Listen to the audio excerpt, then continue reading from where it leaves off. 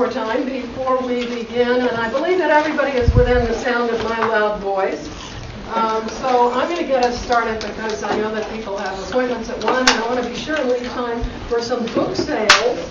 So I'm Geneva Overholtz. Welcome, the director of the Journalism School. This is our Tuesday forum. We're delighted you're here. This is really a very special occasion for me to welcome back a wonderful colleague and friend to many here. I know, I just saw Richard Reeves get a nice big hug. Ray Bonner, who has given me the lead for my introduction. His 3 C's, courage, compassion, and curiosity, are really a great way for me to say that this is a man who embodies them all. He has a really interesting bio. After he graduated from college in Texas, he went to Stanford Law School. Then he joined the Marines, and after he left the Marines, he went to the Bay Area, returned to the Bay Area, and he worked for Ralph Nader when Ralph Nader was a good guy. That's my line. That's your line. I can steal it. He was director of the West Coast Consumer Union office and worked for the DA in San Francisco on white-collar crime and consumer fraud. Then he took all this passion and intelligence and decided to go into journalism. And we've all been far better for it. So Ray has written for the New York Times, where I met him, and the New Yorker, the New York Review of Books, and the International Herald Tribune. He's written 3 books. I think this is your 4th. And as I said, I met Ray when I was at the New York Times, and there are not many people about whom I would say that I really think of them as heroes. But this is a guy who was covering Central America. You were in the Central American Bureau. You can correct this after I finish, but not while I'm done. So he covered a massacre in El Salvador by the Salvadoran army. For those of you who don't remember or haven't studied this, the Reagan administration, the U.S. was very supportive of El Salvador. So Bonner covered this massacre, and there was outrage on the part of the Reagan administration, and this huge, well, the Wall Street Journal and all kinds of other people decried this, false, quote-unquote, reporting, and the New York Times just received this huge amount of criticism, and I'll be damned if the editor of the New York Times didn't, in my view, cave, and Ray was reassigned to the business desk, I believe. And he left. You say you were fired. I don't think that's quite the case. No. You left. And then you continued, as I recall, did some freelance assignments. Well, along about however many years later, the United Nations went and found out that indeed this massacre had occurred, for those who didn't believe. And then I think you came back to the Times for a period of time. And since then, you've lived in every continent except Antarctica. I don't know why are you slacking? And reported from 100 countries, I've read on your bio. And so now Ray is here to talk with us, obviously, about journalism from his many years practicing it, also about his book and whatever else is on your mind. It's a great, great pleasure to have you here, Ray. Thank you, Geneva. I can't decide whether to sit down or stand up, but since I'm an inveterate pacer, I'll probably stand up. It's really a thrill to be here. I was telling Geneva, I mean, man, look what a free lunch will turn out. I was telling Geneva, I've been doing a lot of speaking in the last 3 weeks. It's called Shameless Self-Promotion, Book Shilling, Huxleyism. And I've been all over the place. But this is really exciting to be in a room full of journalists like this, and including some very eminent ones like Richard Reeves. It's quite exciting. So let's talk about whatever you want to talk about. Throw your hands up whenever you have questions. I'm not a very good role model, I have to tell you, and your parents or your youngsters probably wouldn't be very happy if they heard me speaking, because I do have I have an inability to hold a job. See, I started out with Ralph Nader, right? He was a good guy, then I moved to that was 2 years. I moved to California, Consumers Union, 2 years. DA's office a year. Moved over to Hastings, started a public interest law program, which I'm thrilled and to goosebumps to know that it still exists. It's now called One Justice. Then I dropped out. I went down to Bolivia. And I ended up in Central America. I got there on Sunday. The nuns were killed on Tuesday, for those of you who remember back.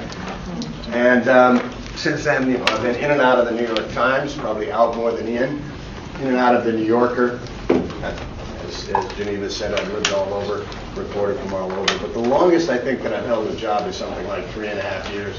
And the longest I've lived in one place since I was your age, with the youngsters here, has been about 4.5 years. It was 4.5 years in Kenya and 4.5 years in Jakarta many years later.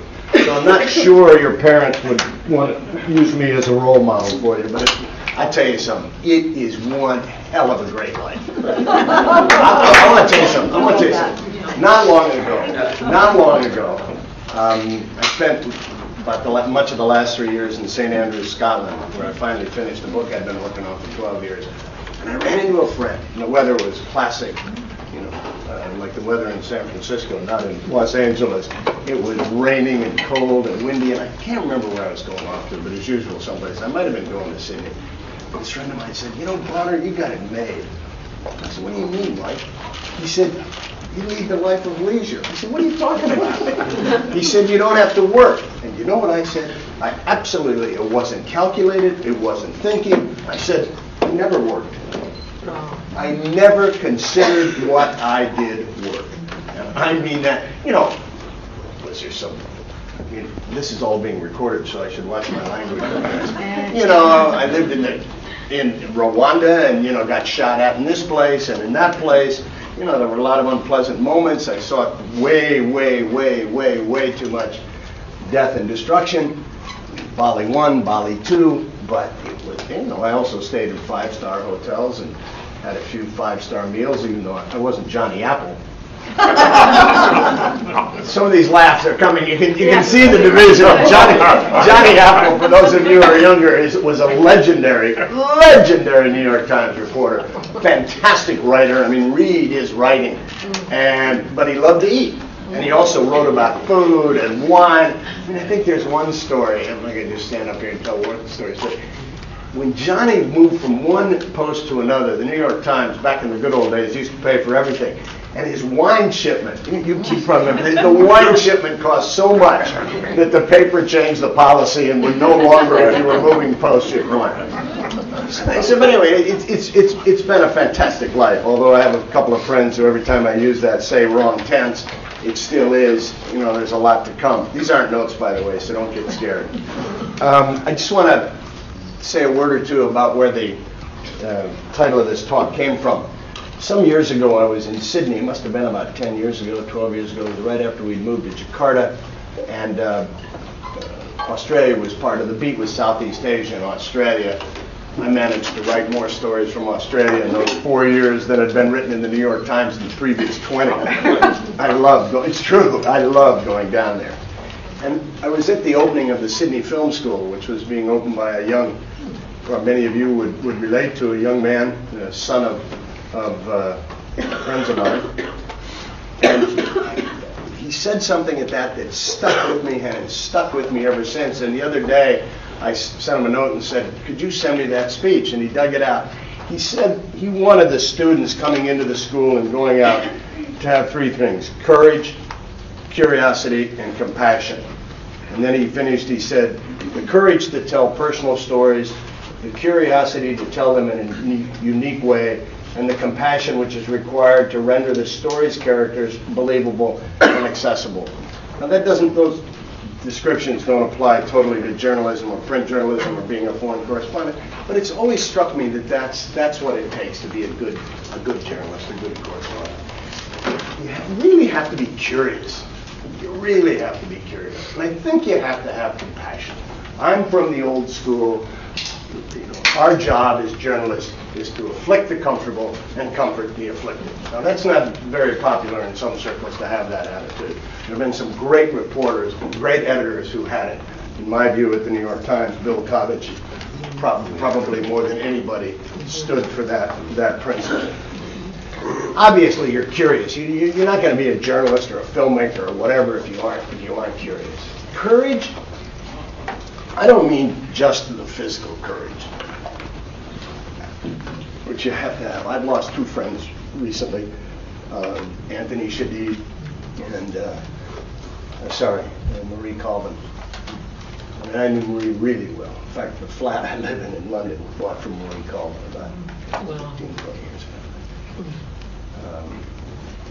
She had courage. She had physical courage, but she wasn't reckless.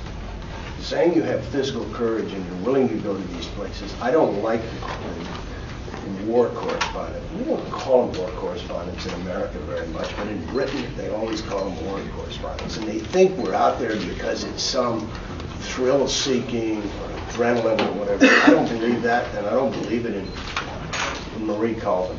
Marie Colvin went because she really believed it made a difference, and that she had stories to tell that needed to be told. She was a great, great, great journalist and personal friend. But, and in the wake of Marie's death, I've been having some correspondence with friends of mine, journalists. One is Lindsay Hilson, who is a terrific reporter in Britain. She and I covered Rwanda together. She was at BBC at the time. She was just absolutely fantastic. And one of the questions that you all will probably raise with yourself over the years, or you should, somewhat existential question, does it make a difference? I mean, I've sometimes said, the reason I don't like the R word, so I don't say that I've retired, but the reason I no longer do daily journalism, chase wars, coups, revolutions, tsunamis, is that I've been there, done that, wrote that, burned out, didn't make a difference. The whole question, does it make a difference? But as Lindsay said to me in an email, if it doesn't make a difference, then Marie died for nothing. But there's another part of the courage that isn't physical courage, and here Geneva and she may not appreciate some of the things I'm going to say. You have to have courage to stand up to your editors sometimes. You have to have a conviction in what you believe in, and you have to stand up for what you believe in. Now that doesn't, there's a line between being irascible, line which I crossed too many times with editors, but really standing up and believing in something and sticking with it.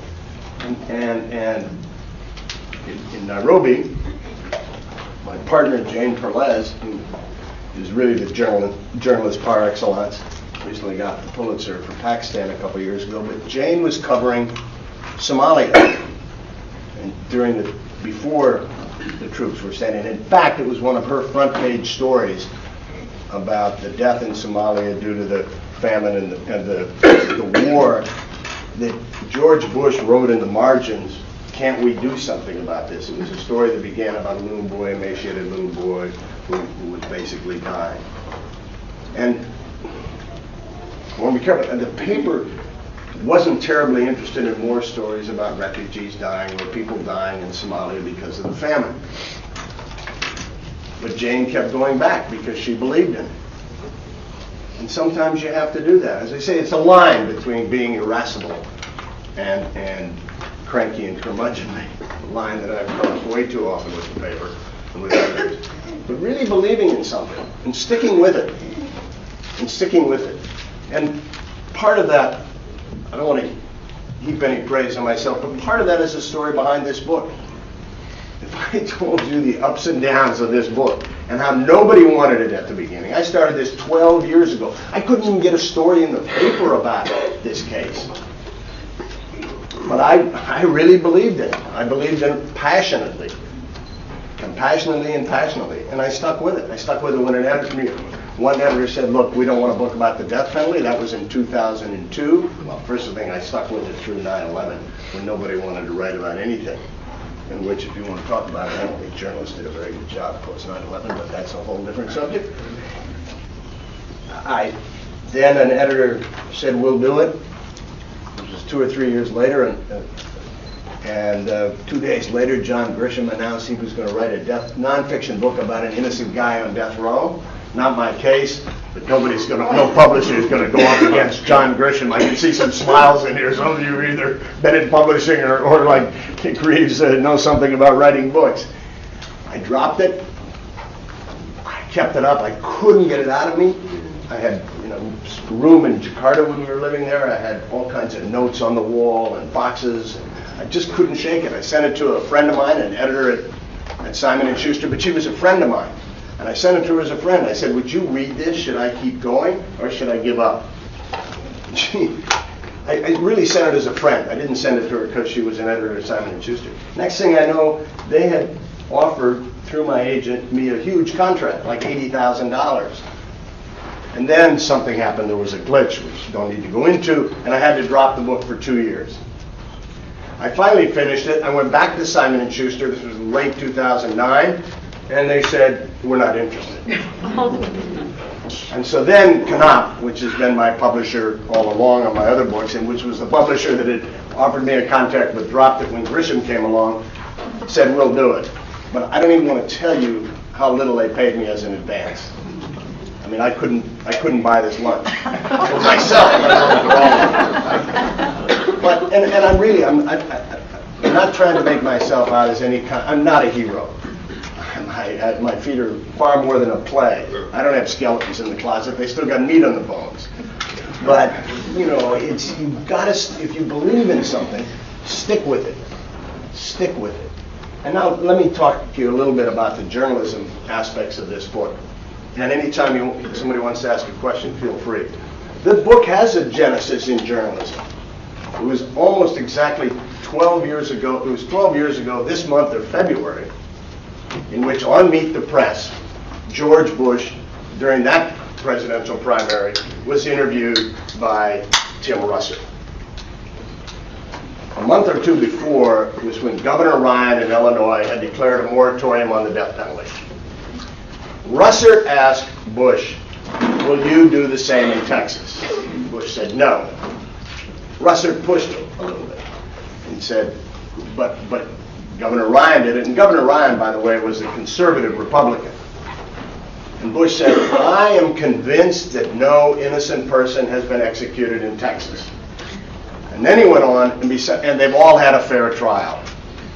Well, to me, that was a throwing down of the gauntlet. For those of you old enough to remember, it was 1984 when Gary Hart, in the Democratic primary, there were rumors about philandering, and that was before we wrote about sex lives of politicians. But he said, catch me if you can, which basically opened the door. Yeah, we did. The monkey business. The monkey business. But I don't, that's a journalist. I don't think even in '84 we wouldn't have written about it if he hadn't said, catch me if you can. So I went into the paper the next day. I wasn't a particularly good owner at the paper once again, or permanently, whatever. And I said to an editor, who happened to be Jill Abramson, who now is, of course, the executive editor of the New York Times, and I think a terrific journalist and editor. I said to Jill, that's a throwing down of the gauntlet. Exactly what my reaction had been. And she said, would you like to go to Texas? I said, if I can get a visa, I'll go. And I went down, and I worked with, and this is a journalism class, I'll tell you, and you should go read her, and if you ever get her to speak here, Sarah Reimer. I mean, she is a reporter's reporter. She's absolutely terrific. And she and I spent like 3 weeks going all around Texas. And I'll digress for a little bit on the journalism story. Sarah and I got along famously. The only thing she was staggered by, I'd been overseas for the last 16 years, and driving around Texas. I mean, I've been out of the country for, 10 or 15 years, and driving around Texas and seeing all these freeways and everything. I mean, nail, whatever they call those things, salons that were franchises, and Schlotsky's Deli. I'm from New York. They don't have franchised delis. I mean, I could. And she wanted to interview me and write something about how stunned I was at what America looked like.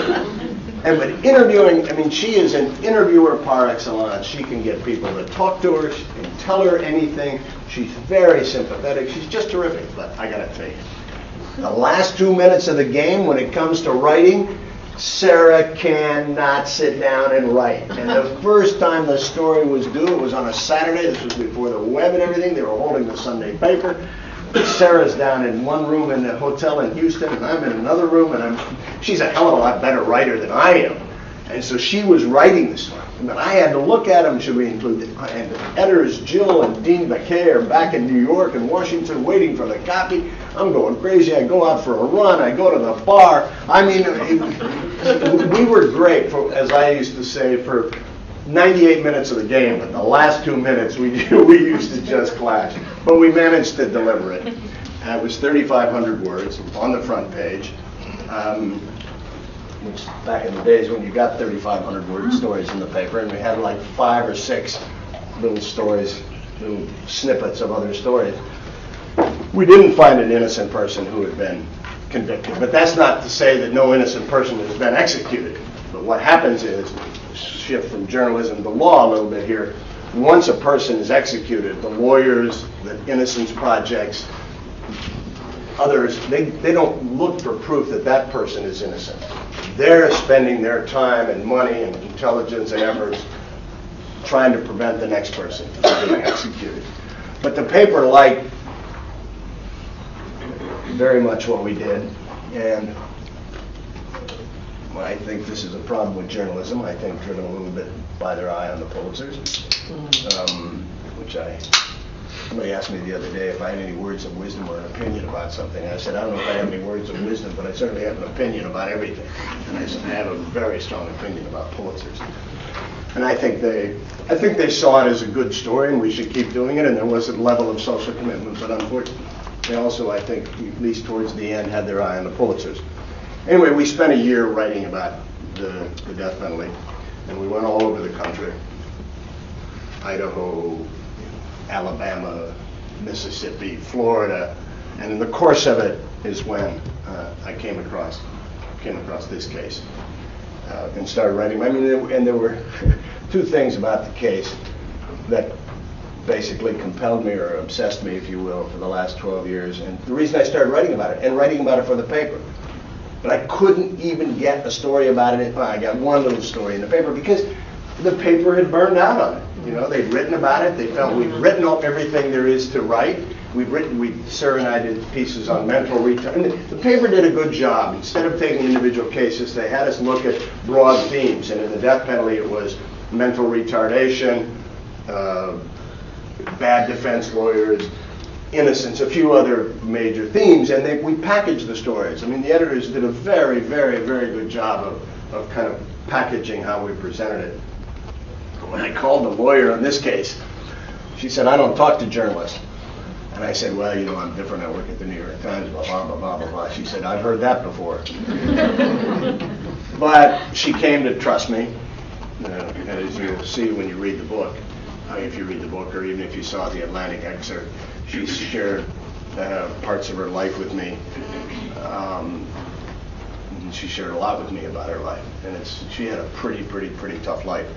As I say, there's 2 aspects of the book. There's the story of Diana Holt, and then there's the story of Edward D. Elmore and his innocence, and how he was convicted basically on the basis of planted evidence and perjured testimony, and her battle. She was not the trial lawyer. She came into the case after he'd been on death row for 11 years. And it's an extraordinary story. I mean, when I speak to law schools and stuff, I talk about some of the aspects of the case. I mean, it has every single element of death penalty, the capital punishment, mental retardation, white victim, black suspect, snitch testimony, DNA testing, bad defense lawyers. I mean, Elmore's defense lawyers at trial, one was called the Bourbon Cowboy, and he had been drinking throughout the trial, and the other was called Elmore, a redheaded nigger.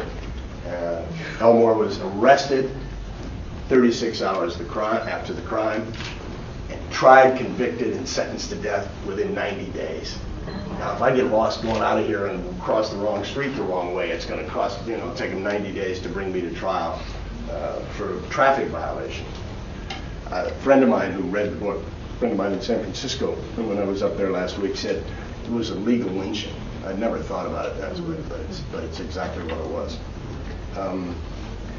And last week, 2 weeks ago, March 2nd now, Elmore got out of prison. He'd been on death row for 28 years, 30 years in prison. As the judge said, 11,000 days in jail on the day he was arrested. And he got out of prison under something called an Alford plea. He got out of prison because of Diana's hard work, basically. Diana and another lawyer. Just totally. But and again, I get a little uncomfortable talking about this because my mother told me not to talk about yourself in the Post, but the book made a difference. Turns out that there was going to be a hearing in Elmore's case on whether they'd retry it, whether they'd have yet another trial, because the Fourth Circuit in November issued an incredibly stinging indictment of the police handling of the case. The Fourth Circuit used words like deceit and outright dishonest to talk about the police conduct. Now, that's the Fourth Circuit, one of the most conservative circuits in the country. It's not the Ninth Circuit. For those of you who are lawyers, the Ninth Circuit is probably the most liberal. And ordered a new trial for Elmore. The state said, we're going to try him again. And about 4 days before there was supposed to be a hearing, the prosecutor called up one of the lawyers in the case and said, I've just read Anatomy of Injustice. After he had a few scurrilous remarks about me, he proceeded to say, I don't believe everything in the book, I don't agree with everything, but I'm troubled. And I was troubled by two aspects, which I haven't really talked about. I'm happy to if you want to, but I want to give you a chance for questions to talk about journalism more. One was evidence of 53 hairs having been found on the bed, which the state said, the prosecution said at the first trial, that they found 53 hairs, Elmore's hairs, on the victim's bed. First of all, if they did, it's a Guinness Book of Records. You know, the most you ever find at a rape scene is about 6 or 8. And there's also all kinds of testimony that came out many, many, many years later when Diana was working on the case to show they weren't there. There were no hairs on that bed. The police took 96 pictures in the house, in the victim's house. They took pictures in her guest bedroom where nothing happened. The little figurines on the bureau were still there. The bed in the guest bedroom was perfectly made. They took a picture of that. And they didn't take a picture of the victim's bed where they supposedly found 53 pubic hairs. And they didn't take the sheets as evidence. Why? Oh, we didn't see any stains on them or blood. Diana says in her impish way, and boy is she impish, she says, the prosecutor at the first trial said, well, the victim was swallowing the blood. And it goes on. The bag with the supposedly 53 hairs in it was never sealed when it was in police headquarters.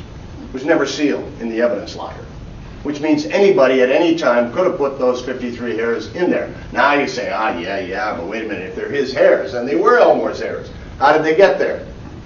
Because when Elmore was arrested, within 24 hours, the state knew Elmore was not the perpetrator. And it's complicated, but I can explain. They knew. So when he is arrested, normally when they arrest somebody, they take head hairs and pubic hairs for comparison purposes. They didn't just take a few, they pulled and pulled and pulled and pulled and pulled and pulled. And those hairs, they were never put in a sealed container when they were sent to police headquarters and held in the evidence locker. That's where the hairs came from. So anyway, the police said, the prosecutor said, I have trouble with that, that troubles me. And also the blue jeans, there's evidence that the blood was planted on the blue jeans. Strong evidence. So basically the prosecutor didn't want to go to another trial. And in the end, Diana, her co-counsel and Elmore agreed to enter what's called an Alford plea, in which he says, I'm innocent, I didn't do it, but I'll plead guilty in order to get out of prison or not to face another trial. I had long discussions with the lawyers about it. I thought, how can you do this?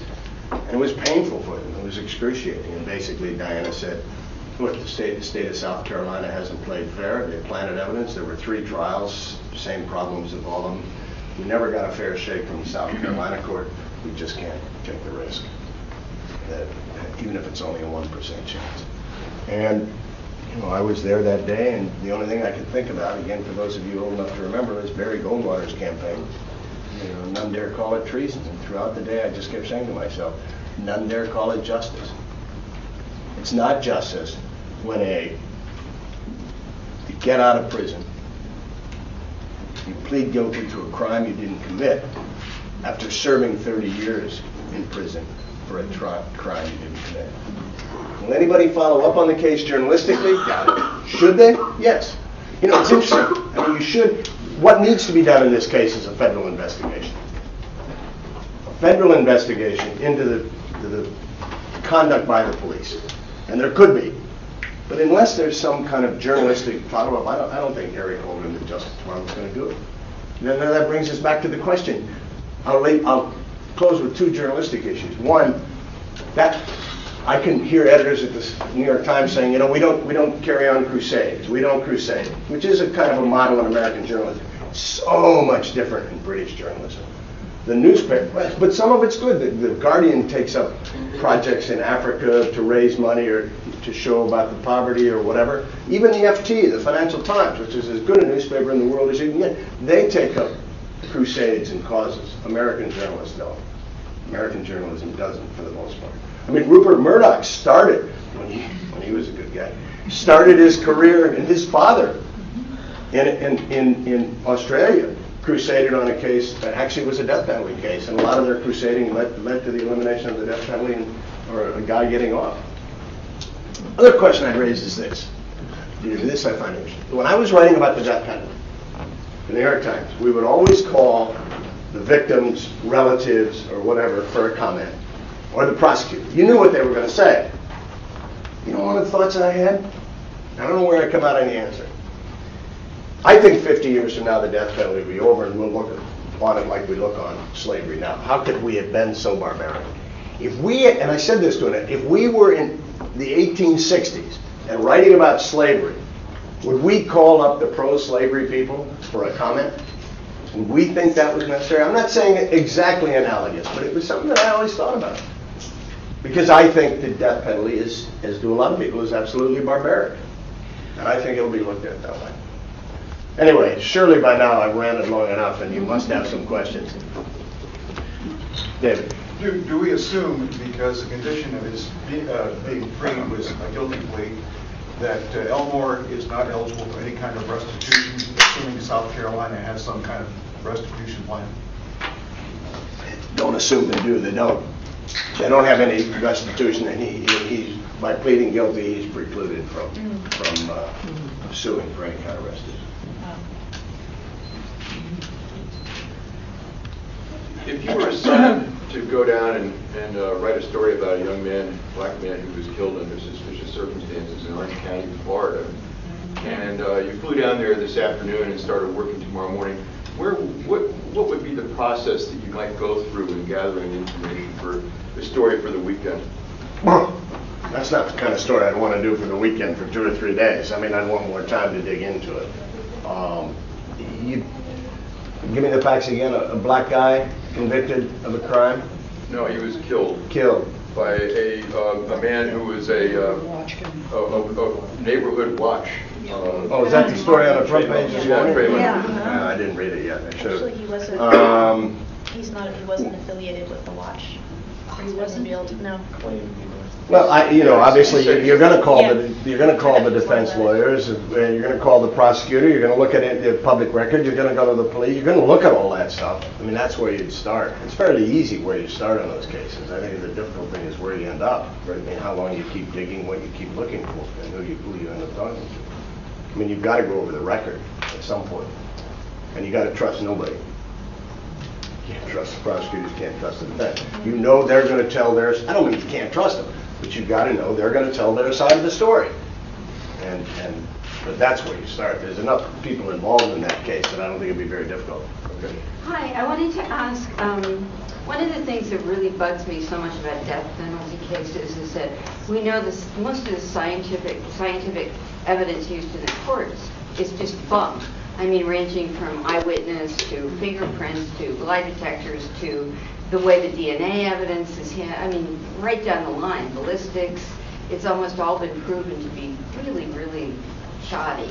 Do you think that in addition to the human factors and the people just not wanting to follow up, that is getting more attention? I mean, the scientists have certainly been howling about this for a while. Well, I don't know if it gets more journalistic attention.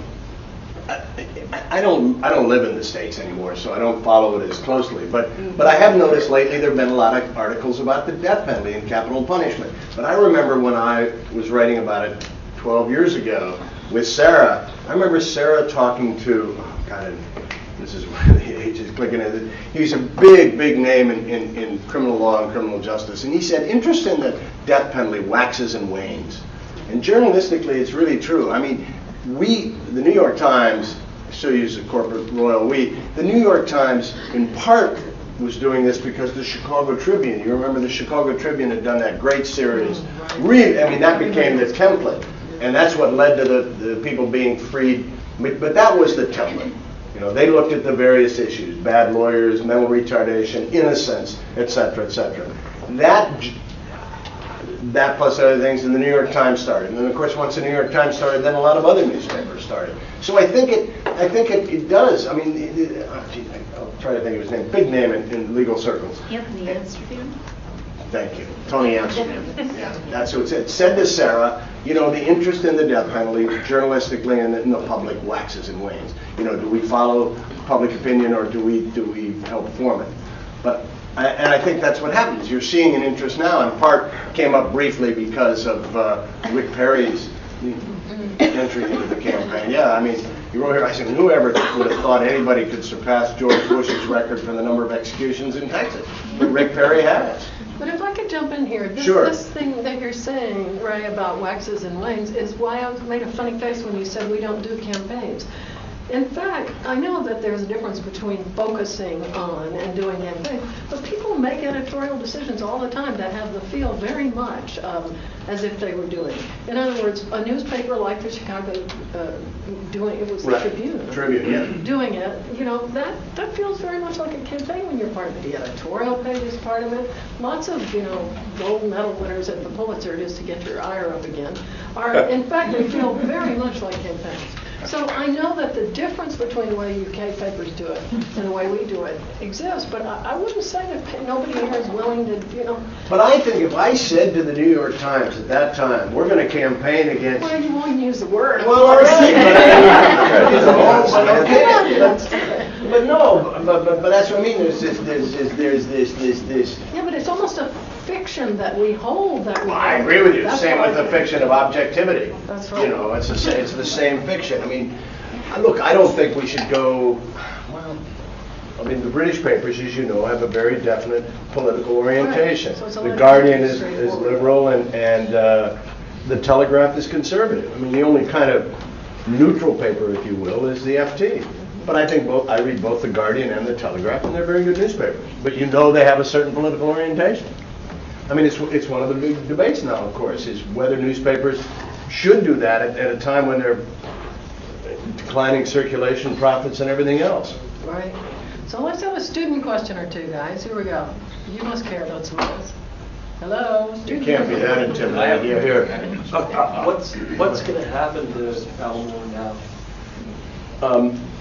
Well, I was with him the day he got out, and I went to lunch with him, which was a very moving experience.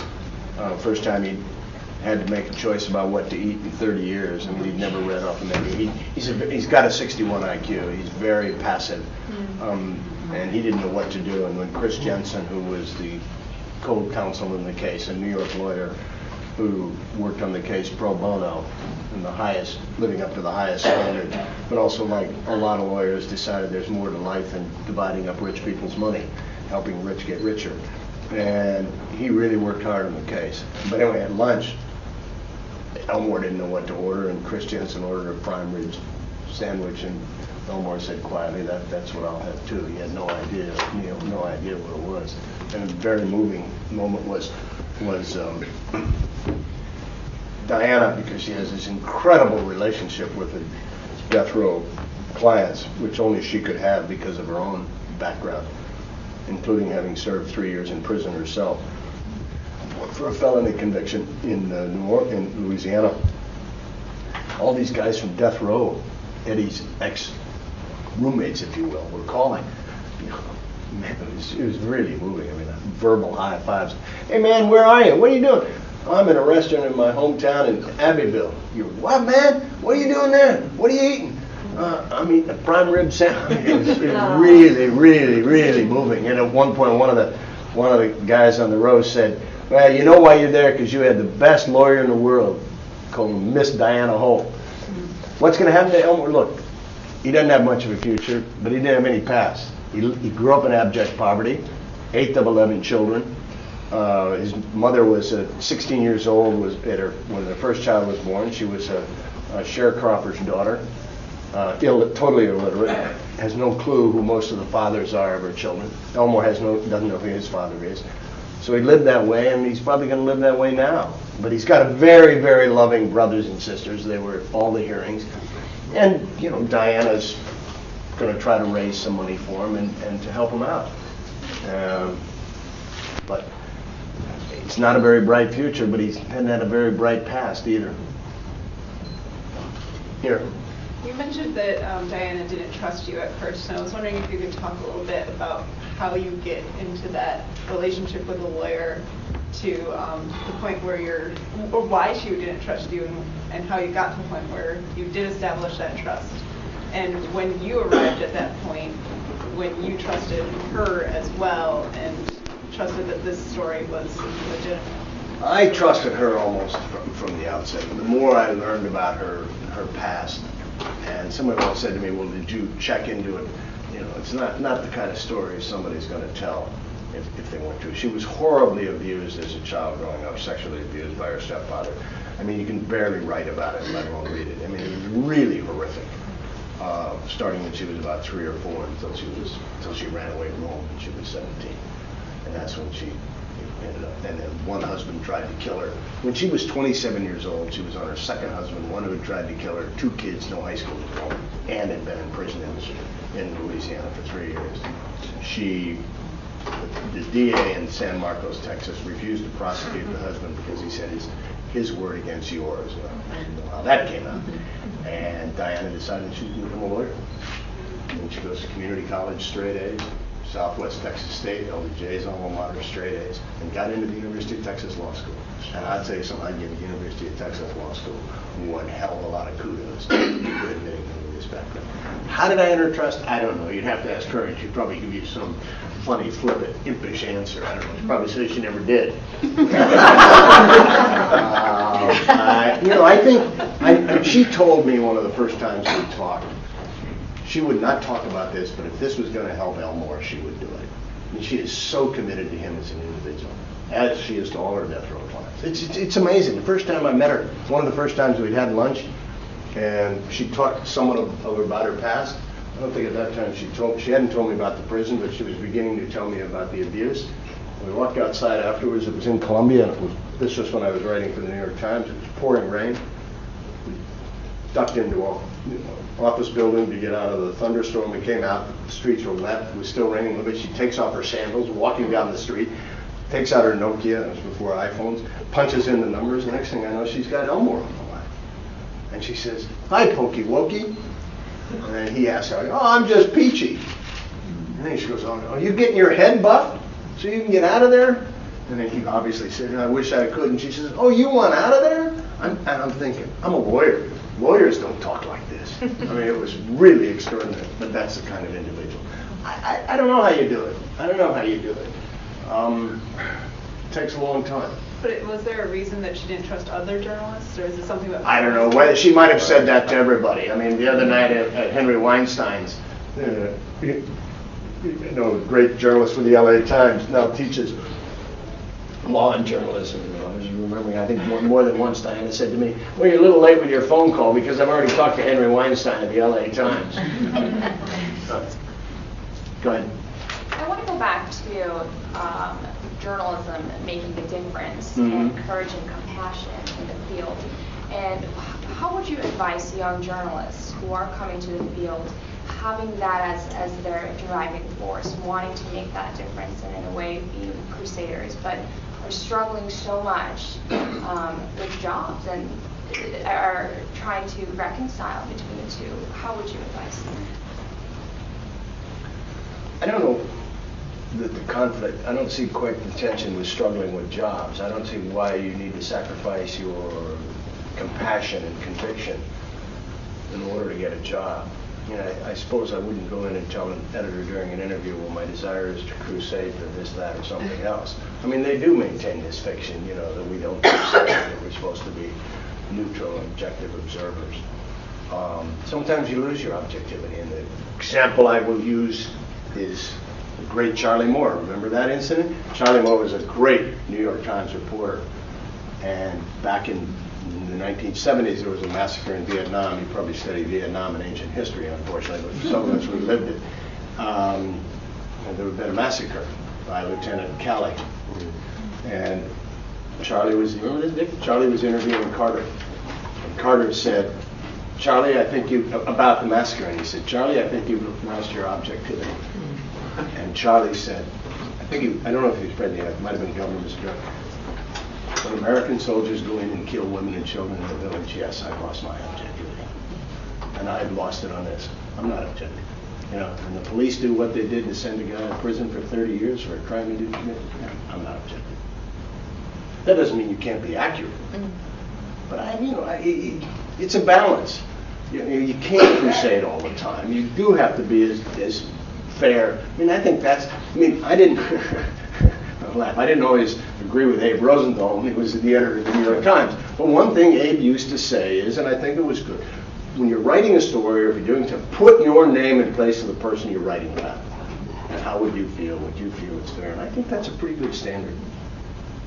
Yeah, that's it. Yeah, go ahead. You've traveled all over the world. You've been everywhere. And really, my biggest question is, like she's saying, we are young. And my biggest worry is, like, you're saying you are not the favorite person when you were hired sometimes. So how did you continue to keep getting these stories, keep getting these jobs, and, like, keep that passion for so long without, like, just losing it and being like, I don't know where to go next? How did you do that? I don't know.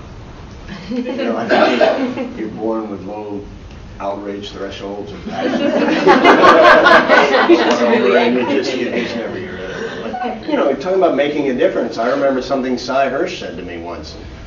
You know who Cy Hirsch is, of course, and it was during a time when I was having problems with the paper early on after the El Salvador incident. And Cy said, if you want to contribute to social change, you stay at the New York Times. Don't leave. That was the time. You won't. But I'll say one thing about journalism. There's all this moaning and groaning about blogs and we have to file for the web and cameras and this and that. I think your opportunity is greater than we ever had. I remember when I was in El Salvador, they literally didn't even, you can't imagine the day. They didn't have day packs, backpacks. I had to, you can't, I'm serious. I had something called a chocolate soup bag, which was a Danish school bag, which I bought on the Upper East Side of New York. And in that bag, I still have it, gray beat-up bag. I had a tape recorder because I did stuff for NPR, a camera because I took photos for the New York Times, and my notebooks. And I remember lying down outside of a house in El Salvador where, turns out that the military was in there killing the students. But there was all kinds of fighting going on, supposedly. And so we're hovered down, ducked down with bullets going all over the place. And everything, my whole thing was in that bag. And I was doing, now, it's much easier in some ways, and you could shoot film, and you can do lots of things. I think the opportunities are far greater. Sure, there may not be print like we know it, but I don't care where people read my stuff or how they read it, as long as they read it. I'm like Arthur Jr. I'm platform agnostic. So I think your opportunity. Well, how do you keep from losing your passion? I don't know. Maybe I did. Maybe I lost mine. And that's why I quit doing daily journalism. Yeah, I wanted to ask you, go back to the story of the massacre in El Salvador at El Mozote. I was a reporter in Arizona at the time, as a lot of the Salvadorans and Guatemalans were coming across the border fleeing war and massacres. And, I'm among the many, many people who think what you and Guillermo Prieto did was heroic and was courageous. But I wanted to ask you specifically about the aftermath of that, especially in light of how you and Alma had to stand up to not only an unsupportive editor in your case, but also to an incredible vilification campaign by the United States government. I mean, you stood by your convictions of what you saw on the ground, which I think is the greatest lesson, for students especially. But I would like to know, what was it like for you and how did you manage it? Well, first of all, I'll say this for you. If you want to be popular, don't be a journalist. If your idea is to be popular, if you want to be liked, I'm serious, don't become a journalist. Because you're going to of a lot of people, and you should. I mean, not gratuitously, I don't mean. Don't go out of your way to do it, but you are. And if you want to be liked, don't be a journalist. Be a politician. Be Bill Clinton, you know? I'm serious. But, you know, I never really, I didn't think about it that much. You know, I was just, I didn't. I mean, you know, look, when I became a journalist, that's why I say I'm probably not a very good role model. I mean, I was 40 years old. I'd already been almost the head of a federal agency. I mean, I came that close. I don't know whether they blinked or I blinked, but I was the, you know, I never really thought about it. It just, part of what he's talking about, there was this vilification campaign, and the Wall Street Journal, in fact, wrote an entire editorial condemning me. Called it the media's war, comparing me to David Halberstam and Sidney Schamberg, who they claimed had delivered Southeast Asia to the communists.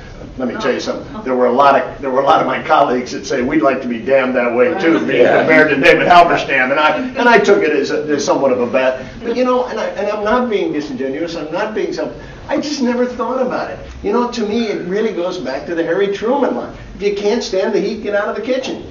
You know, look. So when people are calling you a communist dupe, well, that didn't have any effect. Well, that I didn't appreciate. But I'm just saying, like our students, like I'll tell you how I do, because I remember this now. Now, you know, some of this stuff's been a long time ago, and but I do remember this. I remember a couple of times in El Salvador. I don't remember what it was, whether somebody had called me a communist. It wasn't a dupe, just a communist. And you know, I remember saying, okay, I'm going to go out and report. I'm going to go out and find it up and that. You know, I'm going to go out and do it again. That's how you dealt with your outrage. I remember that now. I remember thinking, this is and I've told people, students and stuff, this is the way you deal with it. This is the great thing. You just get up the next morning and go out and do it again. But what about when Abe Rosenthal calls you back to the business desk? Well, that's really a complicated story, because actually Abe stood up on the El Mozote massacre. It was later over Nicaragua where Abe had trouble. Because Abe thought all of us, Alan Riding, myself, and others, were, you know, Sandinistas, if you will. You know, we were lefty liberals. And it's interesting. I had a discussion with Abe about this. It's funny. Abe goes to Nicaragua from the background of having served in Eastern Europe and Poland. I went to Nicaragua from El Salvador.